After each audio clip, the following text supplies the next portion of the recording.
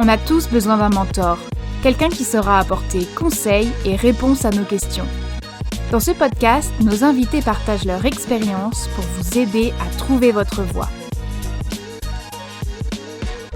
Bienvenue sur All Access, porte ouverte sur les métiers de l'événementiel.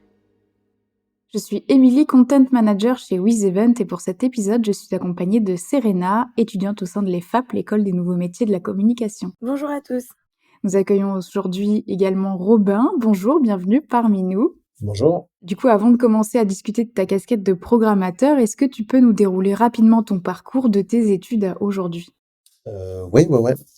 J'ai fait des études supérieures. Je suis allé jusqu'au master 2. J'ai fait un master 2 professionnel en gestion de la musique. Et après, la suite de ça, j'ai commencé par du management, en fait. J'ai managé un groupe qui s'appelle Malt Milk, qui est un groupe qui plutôt gravite dans le secteur des musiques actuelles, mais plutôt du jazz, en fait, des musiques noires américaines. Et puis, en parallèle de ça, j'ai travaillé pour le festival Papillon de Nuit en tant que coprogrammateur pendant 8 ans. Et puis, je suis également responsable administration et production pour une société de production qui s'appelle Mélodine, qui est donc un tourneur. Et du coup, aujourd'hui, on va se pencher sur ton métier de programmateur. Tu as cofondé du coup BIS Festival. Est-ce que tu peux nous parler rapidement de BIS Festival avant qu'on rentre dans le sujet de la programmation ? BIS Festival, c'est un jeune festival, parce que ça a été créé en 2020. C'est un festival qui a lieu à Nantes, festival de musique actuelle, qui est tourné autour de l'émergence et ce qu'on appelle en fait, c'est un festival de showcase. On propose des concerts d'artistes inconnus ou qui ont très peu joué pour la plupart, des découvertes, voilà, sur un format des concerts de 30 minutes qui s'adressent au public curieux évidemment, mais également aux professionnels du spectacle, parce qu'on a un événement qui est associé au Biennale international du spectacle à Nantes en janvier, qui est donc un grand salon professionnel. Merci pour nous avoir présenté ton festival, le BIS Festival que tu as cofondé.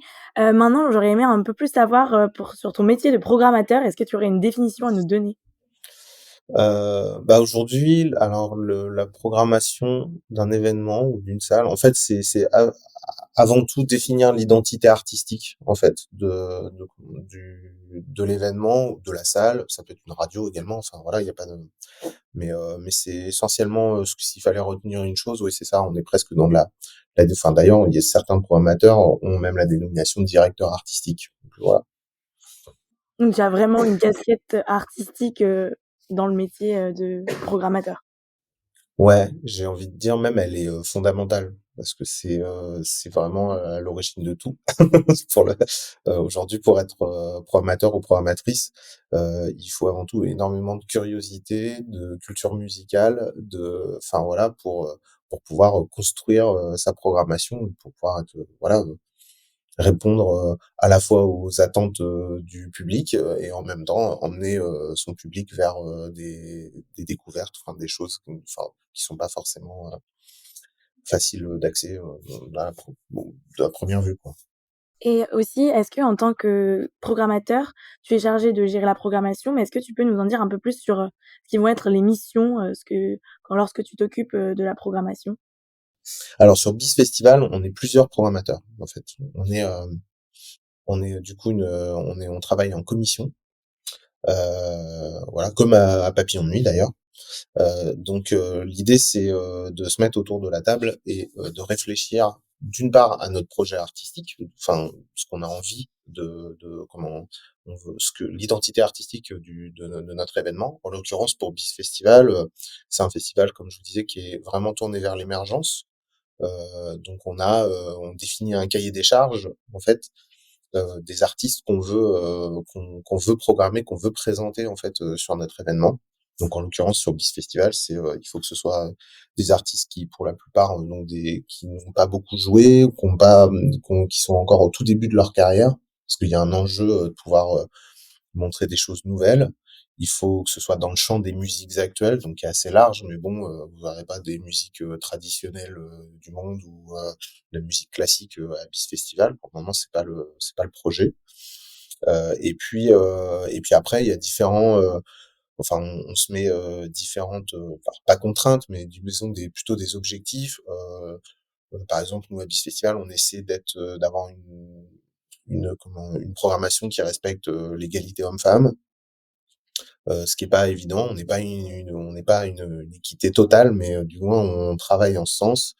Euh, et puis voilà. Et puis aussi, nous l'idée c'est que l'événement il puisse représenter, il faut qu'il puisse servir aux artistes. C'est-à-dire il faut que ce soit un tremplin dans leur carrière.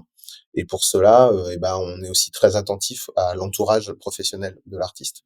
C'est-à-dire si le projet est pas accompagné du tout, c'est-à-dire s'il y a pas de, je sais pas, de producteur de spectacle, d'éditeur, enfin voilà, on se dit, bah, en fait, ça va pas forcément leur servir de venir d'être seul. Faut qu'il y ait, voilà, parce que c'est un événement qui se prépare en amont avec ses équipes pour donner le meilleur concert qui soit et surtout travailler le réseau professionnel pour que derrière ça déclenche d'autres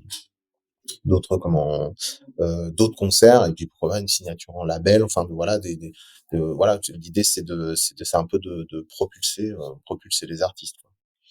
Donc voilà, si là nous c'est notre définition, mais il y en a plein en fonction de l'événement. Voilà, il y a des enjeux de évidemment de public. Voilà, est-ce que voilà, un événement comme Papillon Nuit qui accueille 25 000 personnes par jour, on peut pas aujourd'hui proposer que de l'émergence artistique, par exemple. Donc il va falloir aller chercher des artistes du coup de renommée, qui ont déjà un peu pignon sur rue, qui vont pouvoir faire venir du public et en même temps trouver l'équilibre entre ces têtes d'affiche et ces découvertes. Comme tu viens de bien nous l'expliquer, pour le BIS Festival, il y a quand même un enjeu de trouver des artistes, pour, que ça leur serve de tremplin, et pour, les papillons de nuit, plus des grands artistes. Est-ce que tu peux nous expliquer comment, vous faites pour trouver, par exemple, les artistes qui ont pas forcément fait beaucoup de scènes et qui ont besoin de visibilité, et au contraire, les grands artistes renommés, comment vous faites pour les contacter? Bah, en fait, on passe par des intermédiaires qui sont souvent, alors dans le cas de Papillon Nuit, on passe par des producteurs de spectacles. Tous les artistes qui passent à Papillon Nuit ont des tourneurs ou des agents. Donc ces agents, on les connaît parce qu'en fait, il y en a beaucoup, mais en fait, avec les années, on les connaît tous. Donc ça, c'est un réseau professionnel, c'est notre réseau professionnel qui fait ça. Euh, on est dans une position d'acheteur. Donc du coup, on est sollicité en général par les producteurs pour voir pour qu'on puisse écouter leur artiste en général ils sont plutôt ils ont envie que leur artiste joue sur le festival. Que ce soit pour Papillon Nuit ou pour Bise Festival, en général on est sollicité par les producteurs. Voilà, maintenant on leur fait en général un petit mail à la fin de l'année, enfin pas à la fin de l'année, mais disons avant l'été. Le festival est en janvier, donc avant l'été, on leur dit bah vous pensez à nous l'année prochaine et tout, et puis on reçoit là, alors là plein de mails avec des listes d'écoute. On regarde un peu les projets, on se renseigne. Alors, du coup, voilà, sur le web, nous sert à ça aussi, hein. Il faut voir un peu ce qu'ils ont fait, les projets, où l'artiste en est dans son développement, et puis après, on construit la programmation comme ça. Comme tu viens très bien de l'expliquer, c'est que le réseau professionnel est vraiment très important, dans ton domaine, et surtout pour faire les programmations. On nous l'explique aussi beaucoup, dans nos études, que c'est important d'avoir un réseau. Quelle est toi ta vision du réseau et l'expliquer en plus dans les détails, l'importance qu'elle a pour ton métier? Pour moi, c'est fondamental aujourd'hui, au du moins dans les métiers de la musique. Le réseau, il est hyper important. Donc ça, moi, en tout cas, mon expérience professionnelle depuis que je suis étudiant, en fait, je travaille dans ce sens et faire construire mon réseau professionnel. Voilà. Donc ça passe par plein de choses. Il y a des événements qui sont un peu dédiés à ça. Biz Festival en fait partie, d'ailleurs. Mais ça va être aussi, voilà, il y a les Transmusicales de Rennes, le Printemps de Bourges, voilà, les Biennales internationales du spectacle. Enfin, tout ça sont des endroits un peu où il faut aller voir ce qui se fait et rencontrer les gens. Et puis après, c'est aussi, on se fait connaître par ce qu'on fait. Donc il faut être aussi proactif dans ces activités, que ce soit de la programmation, mais ça peut être de la production, de la communication, enfin tout ça, quoi. Tout est réseau de toute façon, donc voilà. Est-ce que tu pourrais, nous donner des conseils pour, comment réussir à développer son réseau, mais aussi comment faire la différence pour qu'on se souvienne de nous et qu'on puisse se retourner vers la personne facilement? Et ben en fait, le réseau, il se fait aussi parce que faire que du réseau, si tu produis rien, si tu ne ça ne sert à rien en fait, voilà.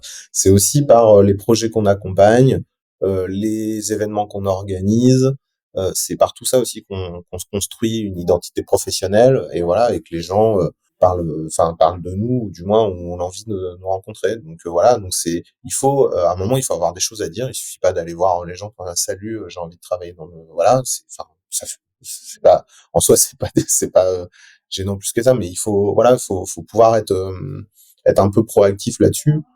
Moi, enfin voilà, puisqu'on parle de moi, moi j'ai vraiment commencé quand j'étais étudiant, j'organisais des soirées étudiantes, j'organisais des concerts, un petit festival. Alors ça valait ce que ça valait, c'était avec les moyens que j'avais à l'époque, mais voilà, j'ai commencé à rencontrer des gens comme ça, quoi. Après j'ai fait du management, donc voilà, ça m'a poussé aussi un peu à aller vers les gens. J'avais un projet à défendre, un projet musical à défendre, donc voilà, j'allais voir des partenaires, des festivals, des salles de concert, des gens, même des prestataires ou des gens, des attachés de presse, des gens pour qui j'avais besoin, j'avais besoin de monter des équipes, enfin voilà. Et c'est comme ça qu'on se fait son réseau, qu'on se fait tout ça, enfin son réseau et son expérience hein, surtout. Hein.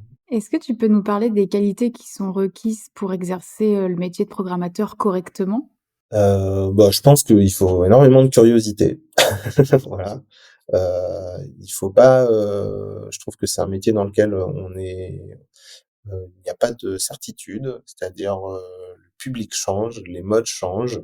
Il faut savoir, voilà, on a tous des esthétiques musicales pour moi, enfin qui sont prédominantes, mais il faut savoir s'affranchir de ça pour aller écouter des choses nouvelles dans des esthétiques qui sont pas forcément les nôtres au départ. Mais moi, c'est ce que je trouve intéressant aussi, quoi. Moi, par exemple, je suis pas sur une musique électronique, je me sens pas totalement expert. Le fait est que je suis amené à en programmer quand même un petit peu. Bon bah voilà, me faire des sessions d'écoute, de choses pour me tenir au courant sur les nouveautés, voilà. Enfin, je trouve ça c'est assez passionnant, quoi. Donc voilà, donc d'une part, il faut être passionné, il faut rester curieux. Il y a rien de pire qu'un programmateur qui reste bloqué sur ses certitudes, voilà, et qui reste dans une esthétique. Moi, je trouve ça intéressant d'aller voir plein de choses et ce qui se fait ailleurs, pardon. Est-ce qu'il existe des diplômes, spécifiques, pour, travailler dans la programmation en tant que programmateur? Je ne crois pas. Ce que j'observe dans le milieu professionnel, c'est qu'aujourd'hui, les métiers de la programmation sont très liés aux ceux de la production. Donc j'aurais tendance à dire qu'il faut se former souvent en production pour accéder au poste de programmation et aussi un petit peu au poste de direction. C'est-à-dire aujourd'hui, si je prends le paysage des salles de musique actuelles en France, il y a encore beaucoup de salles où le directeur ou la directrice est également programmateur ou programmatrice. Donc je suis pas certain, enfin à ma connaissance en tout cas, j'ai pas de voilà, je vois pas de fac, d'université, d'école qui forment à ce type de métier, juste à ce type de métier. Quoi. Donc il faut en soi avoir, plusieurs casquettes et réussir à connaître un peu tous les domaines et surtout la production comme tu viens si bien de nous le dire. Est-ce que tu aurais des choses à nous dire, pour réussir dans ce métier, des conseils? Tu nous as parlé avant de la curiosité et du réseau. Est-ce qu'il y a d'autres choses que tu aimerais ajouter? Non, enfin il y a plein de choses parce que dans le métier de programmation, il y a une portée commerciale. Il faut savoir aujourd'hui gérer un budget parce qu'évidemment, voilà, c'est ça aussi. Hein, la programmation, c'est définir, comme je disais plus tôt, l'identité artistique de son lieu, de son festival, mais tout ça avec des contraintes budgétaires, de calendrier, de comment techniques aussi, parce qu'il y a des artistes qu'on ne peut pas forcément avoir. Donc voilà, il faut connaître les métiers qui forment aujourd'hui les professions, enfin les différentes professions du secteur musical, quoi, et pour pouvoir appréhender tout ça. Programmateur musical aujourd'hui, c'est pas que aller au supermarché des artistes avec son caddie et de choisir et de mettre dans le caddie les artistes qui nous font plaisir ou qu'on a envie de voir. Voilà, il y a plein de paramètres qui rentrent en compte et pour être pertinent aujourd'hui, il faut en effet avoir plusieurs cordes à son arc. On arrive à la fin de cet épisode, donc on va devoir conclure et pour ça, je vais te proposer de faire un jeu ensemble. Donc le principe, il est simple, je vais te poser quelques questions et tu vas devoir me répondre rapidement en une phrase ou avec un mot, tout ce qui te vient à l'esprit au final. Est-ce que c'est tout bon pour toi? Ouais, ouais. Let's go. Donc être programmateur, c'est C'est curieux. être programmateur, ce n'est pas Ce n'est pas faire sa programmation rêvée qui ne répond qu'à ses goûts musicaux. Les 3 outils indispensables. Non, l'outil aujourd'hui, c'est la culture musicale, hein, pour moi. Très bien. Et ton dernier conseil pour les jeunes qui nous écoutent et qui s'intéressent à ton métier? Moi, j'ai envie de leur dire qu'il faut évidemment, je vais pas dire persévérer, mais il faut pas hésiter à être entrepreneur. Commencer se lancer, ça veut dire organiser une soirée avec un artiste qu'on aime, qu'on a envie de défendre.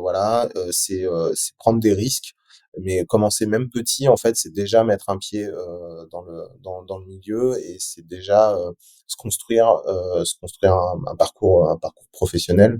Et ce qui est aujourd'hui, je pense, dans tout ce qui est dans les recrutements et tout, aujourd'hui, ce qu'on attend des candidats et c'est d'une part leur capacité à faire bouger les lignes, à s'engager et à faire les choses par eux-mêmes, et puis avec les moyens qu'ils ont évidemment au début, mais finalement c'est toujours, d'une part, c'est des bons souvenirs pour et puis on se construit comme ça professionnellement. Enfin, bon, moi je le vois comme ça. Merci beaucoup Robin, merci de nous avoir partagé un peu ton parcours et beaucoup de tes connaissances sur le métier de programmateur événementiel. Merci également beaucoup Serena de m'avoir accompagnée aujourd'hui dans l'animation de cet épisode. Je vous remercie pour votre écoute et je vous dis à très vite dans un prochain épisode de la saison 3 de All Access pour découvrir un nouveau métier de l'événementiel. Ce métier vous a plu ou vous souhaitez en découvrir un autre? Abonnez-vous à notre compte et écoutez tous les témoignages des mentors de l'événementiel. Ce podcast est animé par WizEvent en collaboration avec l'EFAP, l'École des nouveaux métiers de la communication.